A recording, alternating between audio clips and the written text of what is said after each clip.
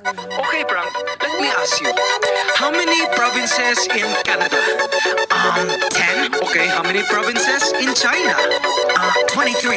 How many provinces in the Philippines? I don't know. How many? Believe it or not, 81. Aga, Kalinga, Aurora, Laguna, Maguindanao, Ifugao, Isabela, Aklan, and Basilan, Sulu, Biliran, Leyte, Cagayan, Bulacan, and Palawan, Batanes, Batangas, Bohol, Guimaras, Agusan del Norte, Agusan del Sur, Capiz, Cavite, Bataan, Masbate, Ilocos Norte, Ilocos Sur, Tarlac, Tawi-Tawi, Cebu, Sarangani, Camarines Norte, Sorsogon, Camas de la Valley, Quezon, Zambales, Camarines Sur, and Bukidnon, Zamboanga, Sibugay, and del Sur, Albay, Zamboanga del Norte, din, Des Pampanga, Nueva Ecija, Nueva Vizcaya, and Camiguin. These are the Philippine provinces. Every Pinoy in the world comes from one of them.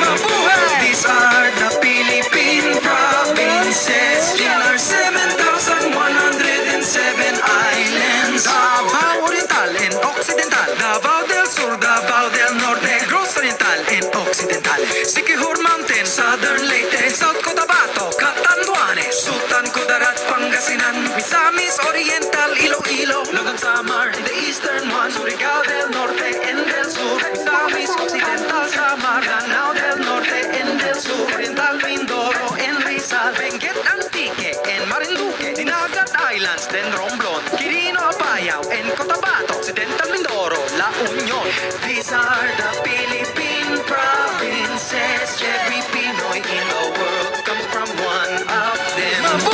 These are the Philippine provinces. There are 7,107 islands. Mikey, wait! What about Aldab Nation? Go! There is miles, I don't know what it is.